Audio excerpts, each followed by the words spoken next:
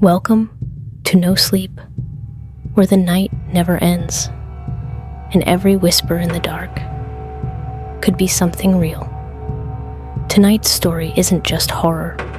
It's a memory, a warning, a door that should have stayed closed. So turn off the lights, put on your headphones, and whatever you do, don't fall asleep.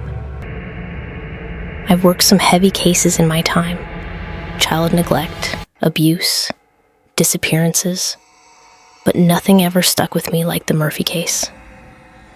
Even now, years later, I still wake up some nights, heart racing, haunted by what I saw and what I didn't. It began with a call, just another entry in my overflowing caseload, 42308 Maple Street. Welfare check, possible mental instability, minor present. I didn't hesitate. I knew the address. It had once been the home of John and Debra Murphy, a typical suburban couple, by all accounts. John, a straight-laced accountant, quiet and reliable. Debra, chatty and vibrant, worked part-time at a local salon. Their daughter, Sarah, was a sweet 5th grader with a soft spot for stray animals and glitter glue. They were the kind of people you passed at the grocery store and never thought twice about. A middle-class American dream. Then came the fall. It was the week before Christmas when John went up to the roof to hang lights. He was late getting into the spirit that year. Work had been eating him alive. But that day, he finally had a few hours off, and he promised Sarah they'd decorate together. She was outside making snow angels, giggling, calling up to him. Neighbors later said they heard her laughter turn into a scream. John had fallen off the roof, snapped his neck just 6 feet from where Sarah lay in the snow, her little arms outstretched. The memory of her screams reportedly lingered in the quiet street for days. The police ruled it an accident, a tragic, icy misstep. He'd been overworked, distracted, the kind of thing that could happen to anyone. But some stories don't end with the paperwork. Months later, the first call came in from a neighbor. Shouting, glass breaking, a woman screaming inside the Murphy home. When police arrived, they found Debra pacing the living room in her robe, hair wild, eyes unfocused. Sarah was hiding under her bed. Debra insisted someone had been inside. "He's here! I saw him!" she shrieked.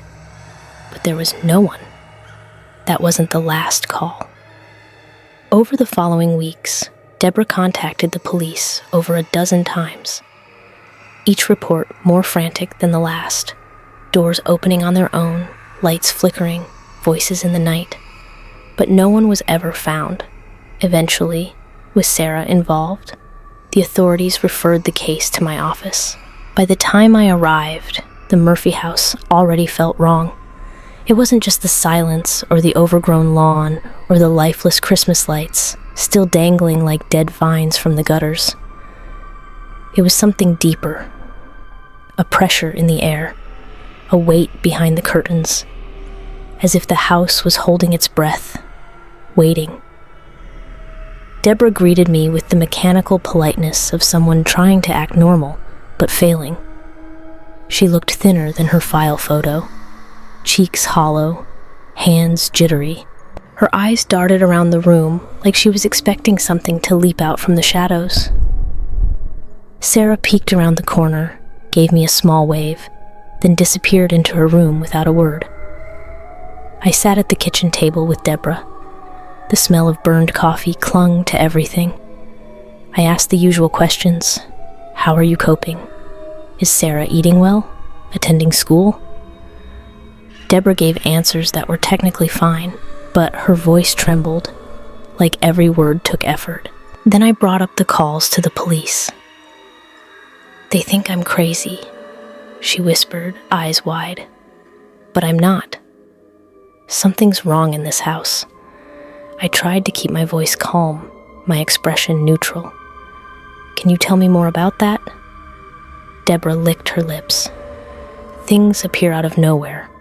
Dolls, trinkets. Once I found Sarah talking to someone in her room, but when I opened the door, she was alone. She swore she wasn't. And she paused, looking down at her hands. There are flowers, fresh flowers on the windowsill. I never buy them, but they're always there, always in her room.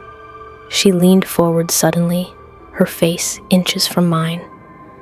And I'm being watched all the time, even now.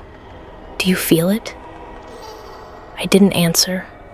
I did feel something, but it wasn't anything I could write in my report. I left that day with a sick feeling in my gut. I marked the case for follow-up and filed a report stating potential early signs of psychological distress in the mother, but no immediate danger to the child. Standard language. But inside, I knew something was wrong. Something more than stress, more than grief. Something you can't diagnose with a checklist. The memory of Sarah's eyes lingered with me the most. She didn't look scared. She looked resigned, like a child who had already learned to live with monsters. I returned to Maple Street 2 weeks later. It was supposed to be a standard follow-up visit, a wellness check, just to make sure the situation hadn't escalated. I told myself that as I parked in front of the house, but deep down, I already knew the answer. The Murphy house had deteriorated even more. The blinds were drawn shut. The mailbox overflowed with coupons and ignored warnings from the HOA. There was a dead bird on the front steps, its wings stiff, beak open in a silent scream.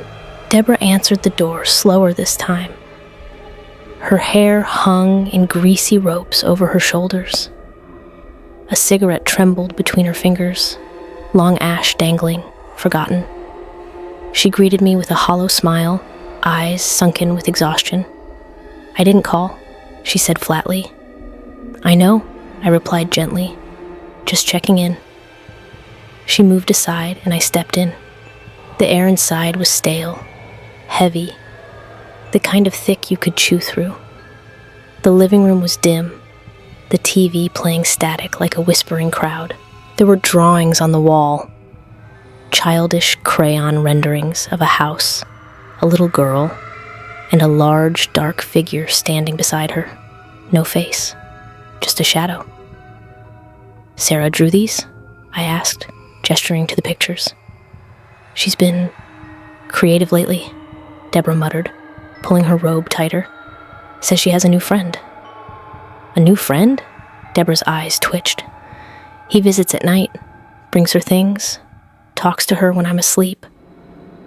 She said it so plainly, as if describing a neighbor or a tutor. I was about to ask more when I heard soft footsteps above us. Sarah.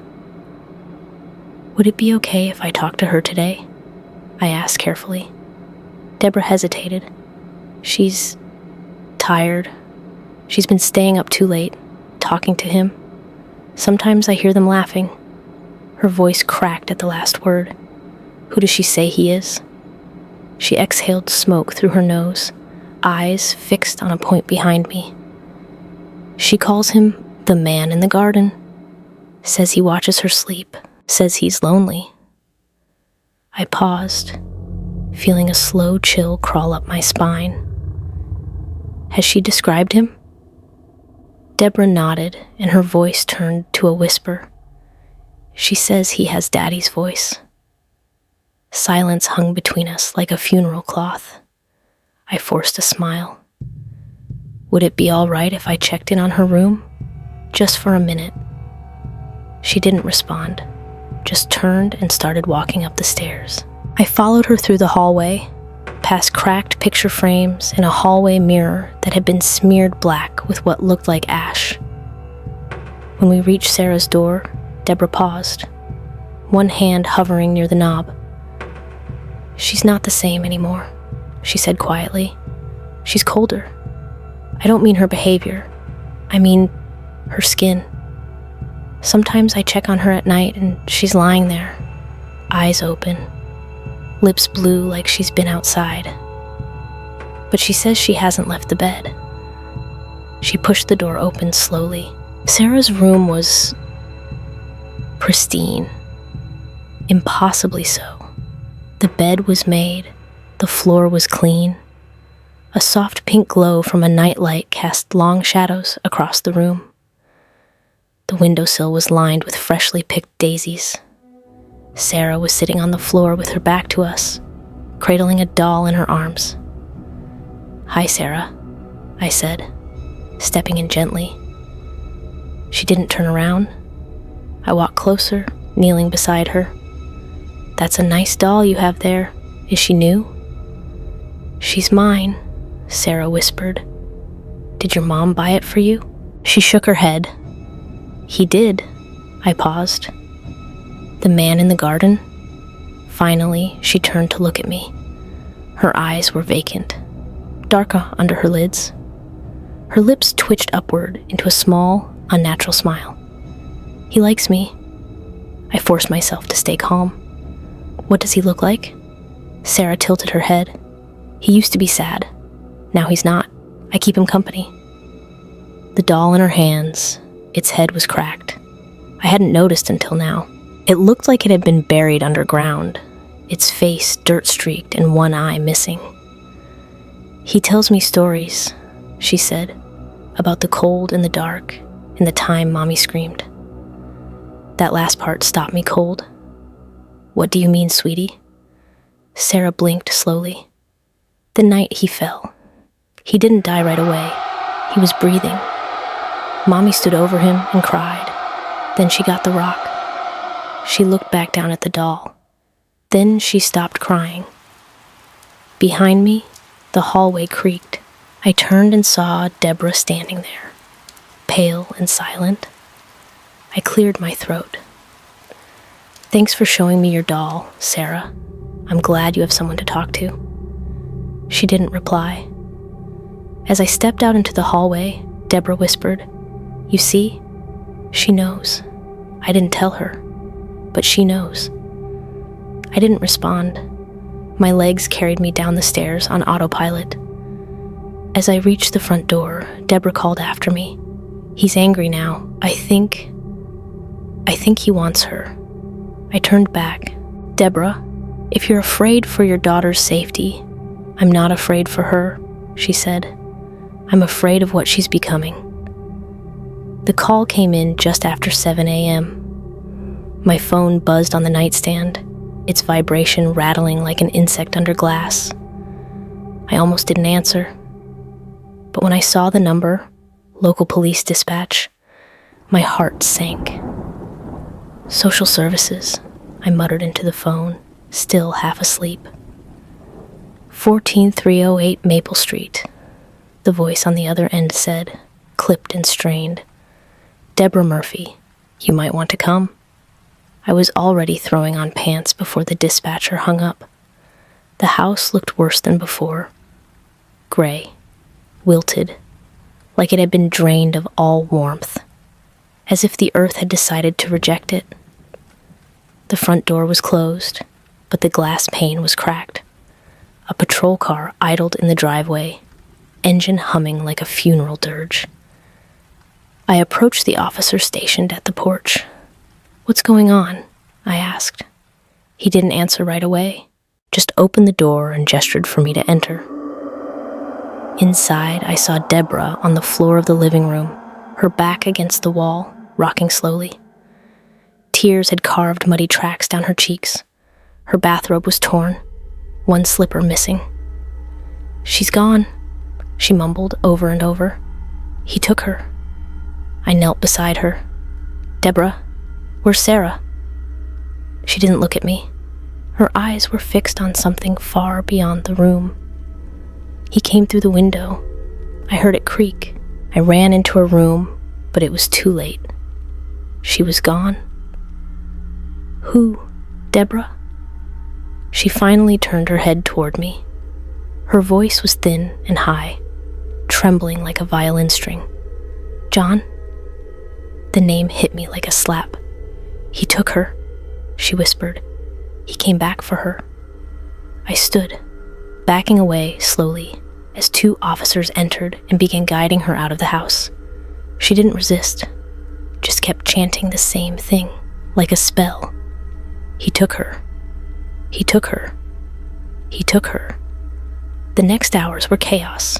Police swarmed the Murphy property. Crime scene tape fluttered in the morning wind. I watched as a K-9 unit was brought in, the dogs sniffing the perimeter, tracking scents into the woods behind the house. Sarah was nowhere. Her bed was empty, the sheets slightly rumpled. Her bedroom window, which had been locked during my last visit, now hung open a few inches. A few petals from the daisies on the sill had been scattered on the floor, but no blood, no sign of forced entry, no footprints, no broken glass, no signs of struggle, just absence. The story broke by noon. A local girl had gone missing. News vans parked along the curb. Neighbors watched from behind their curtains. Volunteers gathered, calling out Sarah's name into the forest. I was one of them. We searched for days, through brush, over creeks, into abandoned sheds and culverts. No sign, no trail, not even a sock or a footprint. Sarah had simply vanished. Behind the scenes, the investigation turned on Debra. There was no evidence of abduction, no proof of a break-in. Her erratic behavior, previous police reports, and the wild story about John taking Sarah painted a damning picture. She denied everything. They brought her in for questioning repeatedly. At first, she was composed, sipping water, repeating her version of events. But as the hours dragged on, something cracked. A friend of mine in the department filled me in later, said it happened during her 5th interview. One of the detectives made an offhand comment, something like, "Maybe it was all too much after your husband died." That's when she snapped. She stood up and began to scream. I didn't mean to. He wouldn't stop yelling.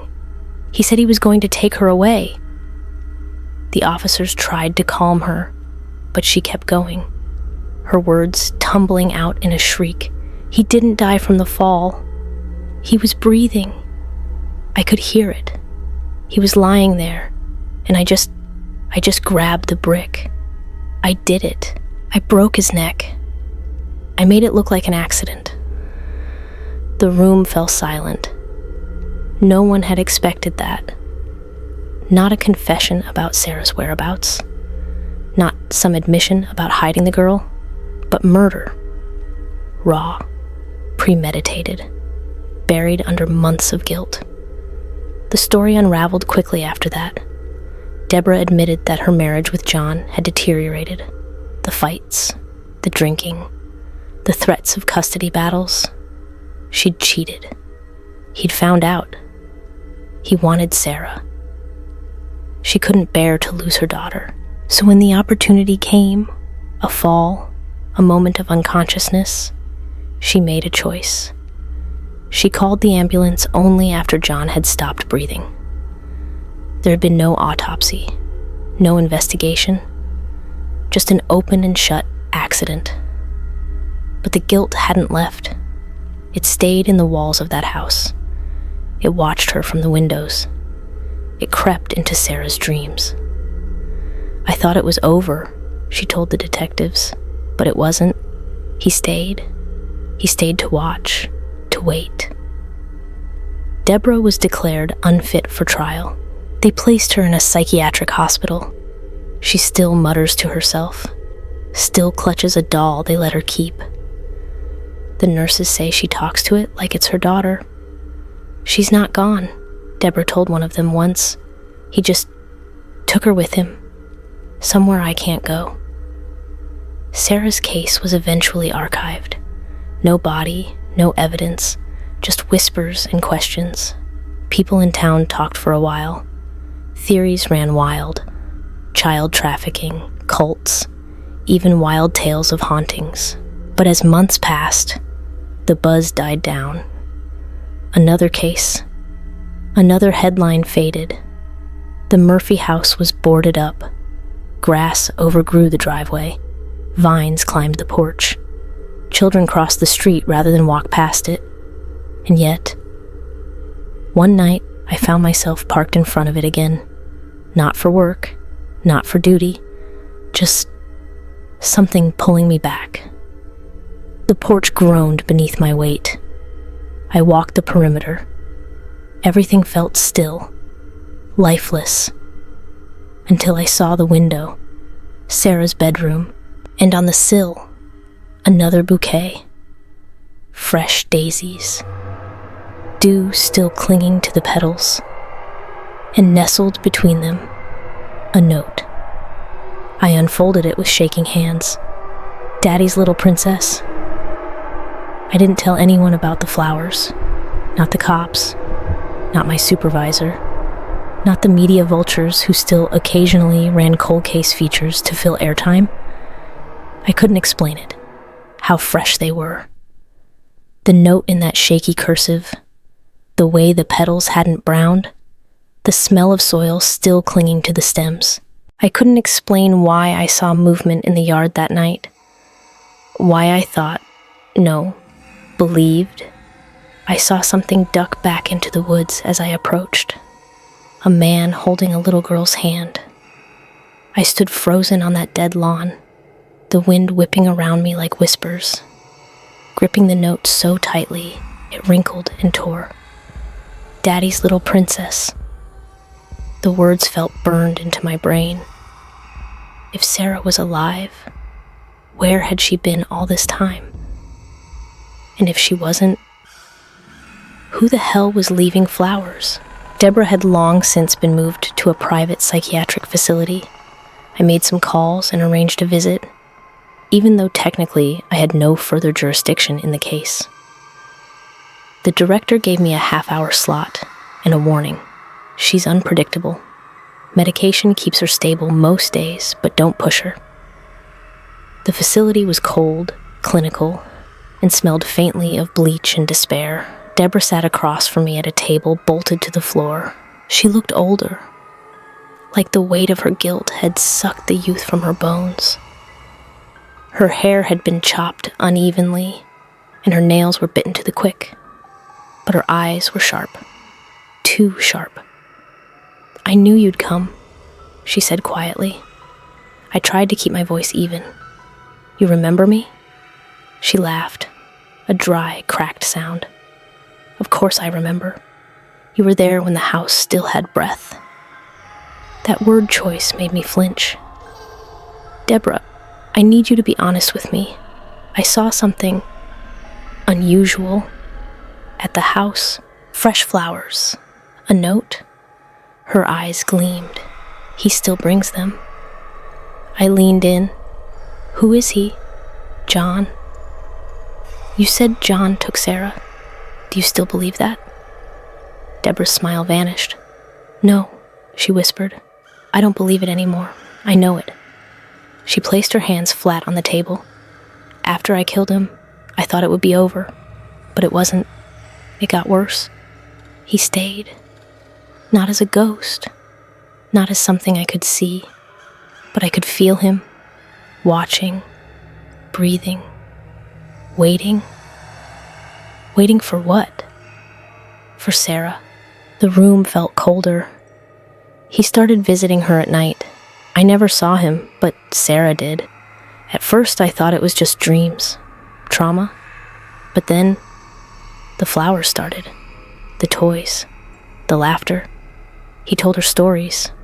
Her voice cracked, about how Mommy was bad, about how he still loved her, but that Mommy had to pay. She believed him. I stared. "So you think Sarah went willingly?" She nodded slowly. He was her favorite.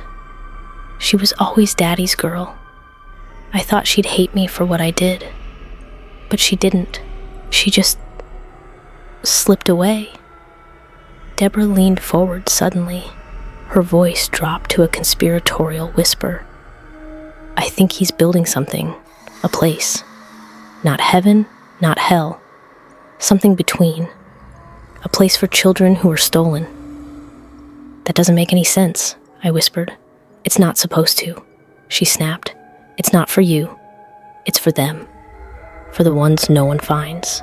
I looked into her eyes then and saw something terrifying. Belief. Unshakable. Devout. The kind of belief only the broken can cling to. I see him in my dreams now, she added. Every night. Standing in the garden. Waiting. I left the facility feeling like my skin didn't fit right. None of this was rational. There were no monsters, no vengeful spirits, no mystical gardens between life and death. And yet, I couldn't shake the image of that little bouquet, the note, the figures in the trees. I needed proof. So I went back. I returned to the Murphy house the next night. No flashlight, no camera, just a notebook and my phone, its flashlight dimmed. I broke in through the back, lock rusted and door half hinged from time and weather. The house groaned like it remembered me. Upstairs, Sarah's room was exactly as I remembered. Clean, unnaturally so. Not a speck of dust, the bed neatly made, a single doll on the shelf. New, not from Debra's time. It looked handmade. Stitched eyes, red thread for a smile, tiny sweater sewn with remarkable care. I moved to the window. The daisies were gone. In their place, a tiny glass jar.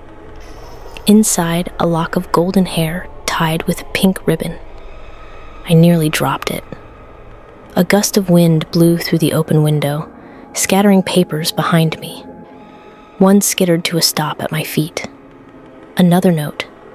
This time, the handwriting was steadier, more confident. You shouldn't have come back. My heartbeat slammed into overdrive. I turned toward the door and froze. Footsteps. On the stairs. Slow. Measured. Barefoot. I ducked into the closet, barely managing to pull the door shut. From inside, I heard the bedroom door creak open. A voice spoke, soft, male, familiar in the worst way. Did you miss me? Silence. Then the sound of tiny feet pattering across the floor. A little girl's voice. You came back again. I'll always come back, until you're ready. I'm ready now, she whispered. Something rustled. I couldn't see anything through the slats. I couldn't move, couldn't breathe. I want Mommy to come too, she said. A pause. No, the man replied. She stays. I heard the window creak open, then silence. When I finally dared to emerge, the room was empty, but the jar of hair was gone, and in its place, a new bouquet. Roses this time, blood red, wet with dew. I didn't sleep that night. I didn't go home either. I drove to the office, parked in the back lot, and sat in my car with the engine off.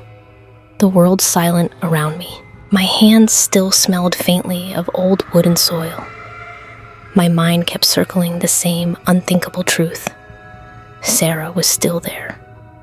Not just a memory, not a trauma echo. Something real. Something moving in the dark, holding hands with a dead man who shouldn't be walking. I wanted to believe I had imagined it all, that stress, guilt, and grief had manifested hallucinations. But the note, the jar of hair, the voice. No, this wasn't in my head. At the office, I pulled every document I had on the Murphy family, every intake report, case note, photo, and call log. I dug through archived 911 recordings, printed crime scene photos from the night Sarah went missing, and cross-referenced them with Debra's confession. It all lined up, until it didn't. There was one call that hadn't been transcribed properly, dated 2 nights before Sarah vanished. A 911 call placed by Debra at 2:43 a.m., but marked as a hang-up. I requested the original audio from archives. The dispatcher's voice crackled through my office speakers. 911, what's your emergency? A pause. Then Debra's voice, frantic, whispering. He's here again. I hear him outside. He's in the yard. The dispatcher asked for clarification. Debra responded, he's standing in the garden, watching her window. I can't move. I can't breathe. He's smiling. Then the line cut. No follow-up, no officer sent. Just another night call from a woman already dismissed as hysterical. But it wasn't hysteria. It was a warning. I called the facility again, asked to speak with Debra. They hesitated. She's not doing well today, the nurse said. She had another episode last night. Kept saying, the flowers are turning red again. She's sedated now. I almost hung up, but then she added, she said your name. What? She said you were in the house, that he was watching you. My mouth went dry. She said he doesn't like you. By the end of the week, I was barely functioning. I moved through the motions of my other cases like a ghost. I stopped returning calls. I lied to my supervisor and said I had a flu, but I wasn't sick. I was unraveling. And then the photo arrived. No stamp, no return address. Just slid under my apartment door. I picked it up with shaking fingers. It was grainy and slightly blurred, clearly taken at night. It showed me, standing in Sarah's room, hand on the windowsill. But the photo wasn't taken from inside the house. It was taken from the yard, from the garden. The bushes were visible in the foreground, my outline, half lit by the moon, framed by the window. And next to me, clear as glass, was a figure, tall, leaning close beside me, face pale, eyes sunken, mouth smiling wide. John Murphy, I snapped. I drove back to the Murphy house. This time, I brought a crowbar. I pried open the basement door, which had been nailed shut since the investigation. Dust exploded in my face. The smell hit me immediately. Wet rot and something older. Something buried. The stairs creaked under my weight. The light from my phone trembled with every step I took. The basement was empty at first glance. Just old tools, rusted shelving, cobwebs, and a few broken boxes. But in the far corner, beneath the crumbled insulation and mildew-stained concrete, I saw it. A hatch. Small, made of wood, recently used. The floor around it had been disturbed. Loose dirt. Fingerprints in the dust. One of the screws had been removed and replaced recently, the metal still shiny. I pulled it open. It wasn't a crawl space. It was a tunnel.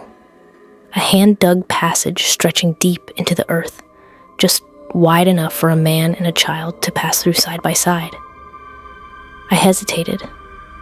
Every cell in my body screamed at me to run.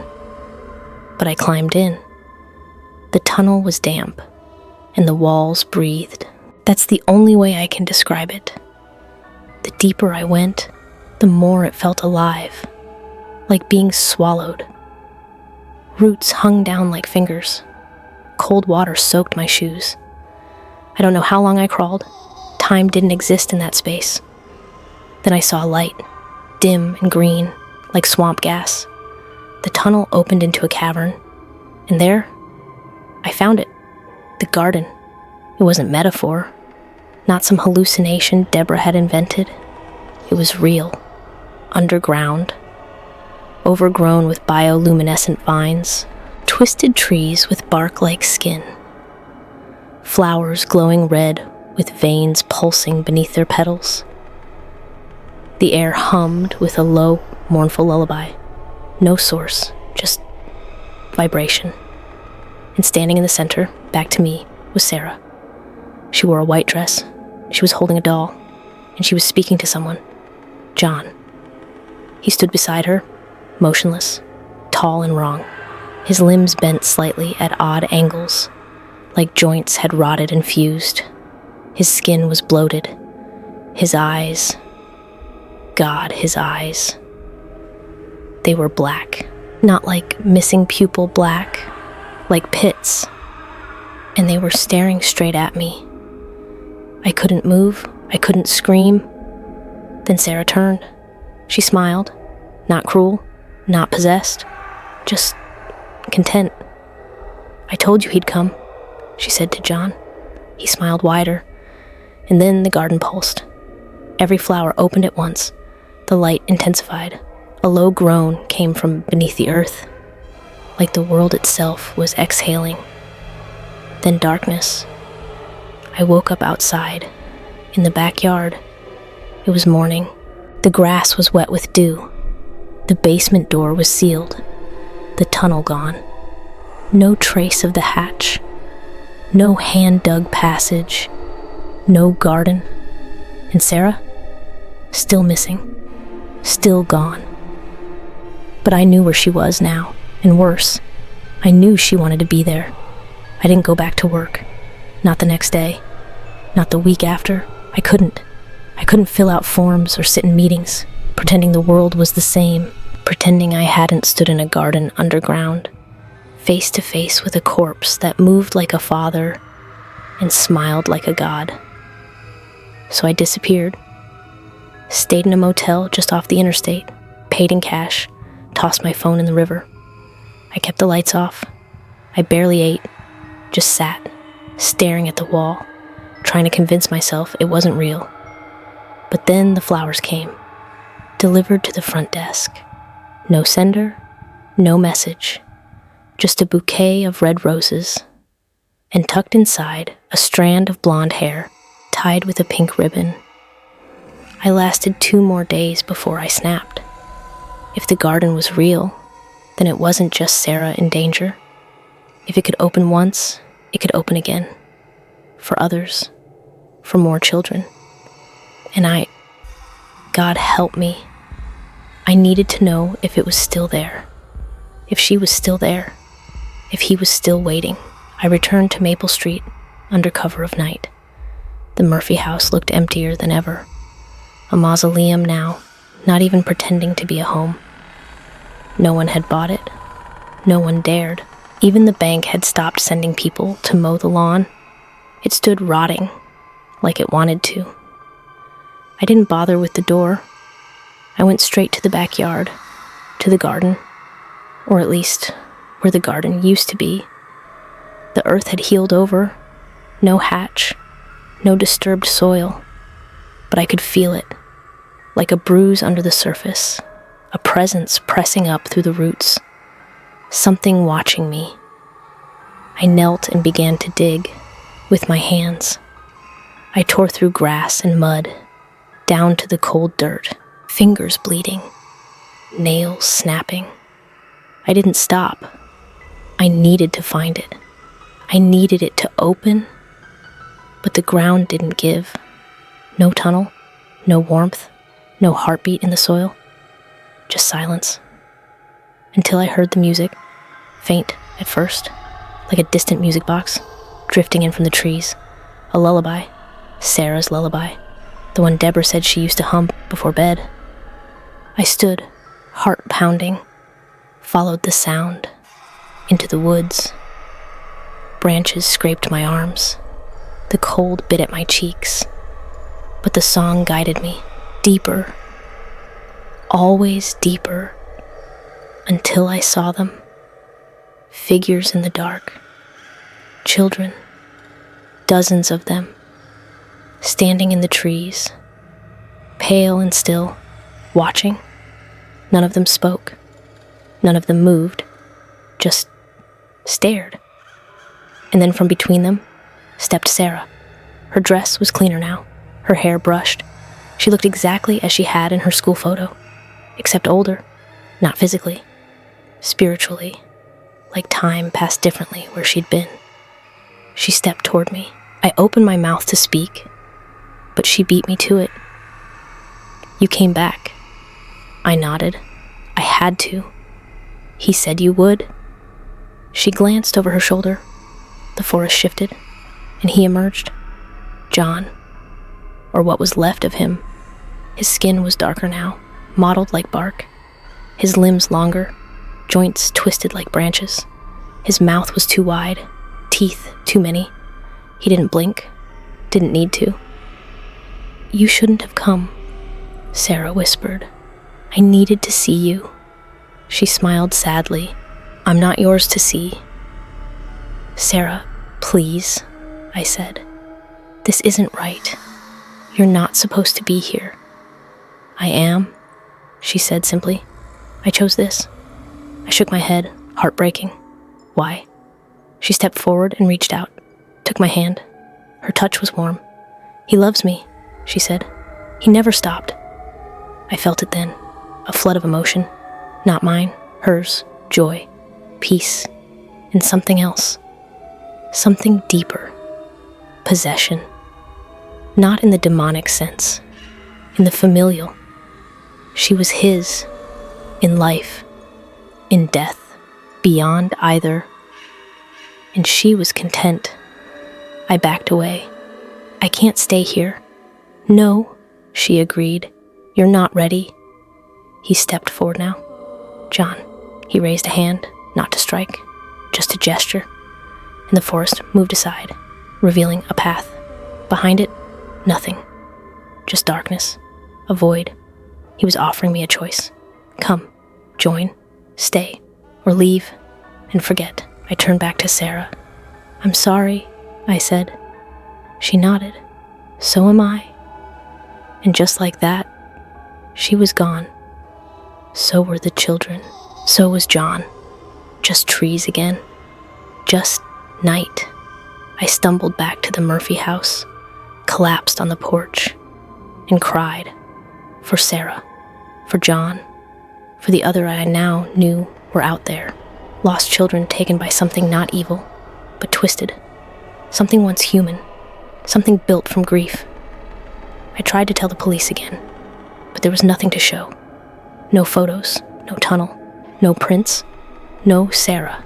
And when I finally returned to the woods with a search party, all we found was a clearing of dead trees, and in the center, a bouquet of roses, laid neatly, with a card. She's home now. I left the service. No ceremony, no farewell party. I turned in my badge and walked away. Because how could I keep pretending? How could I tell a mother grieving her missing son, "We'll do everything we can," when I'd seen where the lost go, when I'd stood at the edge of a world stitched from grief and memory, ruled by a father too broken to move on, yet too strong to stay dead? So I disappeared, moved out of state, found a job that didn't require me to talk to people. I told myself the farther I got from 14308 Maple Street, the more distance I could put between myself and him. But you can't outrun roots, not when they've grown inside you. The dreams started not long after. They weren't violent, just wrong. I'd be back in Sarah's room, the soft pink glow of her nightlight, the scent of flowers. And I'd hear them, her giggles, his deep hum. He never spoke in the dreams. He didn't have to, because I always knew what he wanted, what he was waiting for, an invitation. And every time, just before I woke, I'd see it again, the bouquet. Always fresh, always red, always accompanied by that same cursed phrase, "Daddy's little princess." I started keeping notes, trying to convince myself I was documenting, not descending January 4th. Dream again, heard her say, "He's building a new garden." Woke up with soil under fingernails. No explanation. January 9th. Saw a little girl outside my apartment window. Blonde, barefoot. Vanished when I turned on the light. No footprints in the snow. January 16th. Mail carrier delivered a package I didn't order. Inside, a child's drawing. A stick-figure girl, and beside her, a tall black figure with arms like tree branches. Underneath, we're waiting for you. I stopped writing after that. The notes didn't help. They just made it feel more real. Then came the final sign, a letter, handwritten, no return address, no postmark.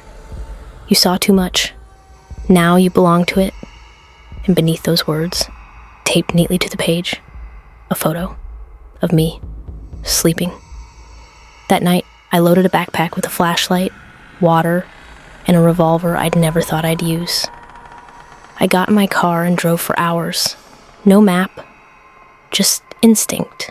I don't even remember stopping, just parking, walking, letting the woods swallow me. The trees were familiar, the hush of them, the way they bent ever so slightly toward a central point, the way the air grew colder, damper, more expectant. I found the clearing near dawn. It had changed. It wasn't just a dead patch of forest now. It was alive. Black vines twisted up from the ground like ribs. The soil glistened with moisture that shimmered blue-green in the half-light. Flowers bloomed, but not with petals. Teeth. Tiny, delicate rows of ivory forming mock blossoms. And in the center, the garden, open again. The mouth of the earth waiting, the tunnel breathing. He was calling. Not with a voice, with memory, with her laughter, with my guilt. I stepped in. The descent was shorter this time. I didn't crawl. The tunnel widened for me. It welcomed me. And at the end, the chamber unfolded. Larger now, wider. A cathedral of roots and thorns. A sanctuary built from sorrow. And there she was, Sarah. Dressed in black this time. Hair longer, her face thinner, but still her. She turned when I entered, smiled. You came back. I never left, I whispered. John emerged behind her, transformed again. His face now barely resembled the man I'd once seen in family photos. It had elongated, stretched. His skin glistened like sap. His eyes were bottomless. But he wasn't angry. He was calm, peaceful. He raised a hand, inviting, no pressure, just choice, the final one. Sarah walked up to me and held out her hand. You don't have to be afraid. I am, I said. Fear is how we start, she replied, but love is how we stay. Behind her, I saw the others, the missing children, hundreds, silent, watching, waiting. The forgotten, the lost, the stolen. And they weren't suffering. They weren't screaming or crying or clawing at the dirt. They were content. I don't belong here, I said, choking on my own breath. Sarah tilted her head. Don't you? And that was the moment I understood. The garden doesn't take those who die. It takes those who carry the dead with them. And I had been carrying Sarah, John, Debra, all of them, ever since the first case file, ever since the first bouquet. The garden doesn't choose. It waits. I didn't take her hand. I turned and walked back. The tunnel let me go. But I knew it wouldn't always. One day, when I was too tired to resist, when I no longer feared the dark, I would return and stay. Not because I was forced, but because I'd already begun. Epilogue.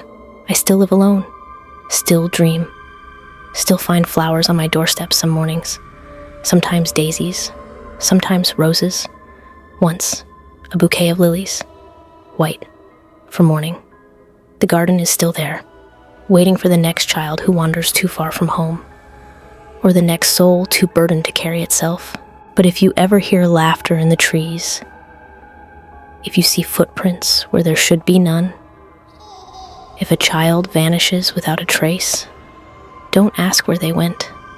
ask what they became, because the garden never steals, it grows.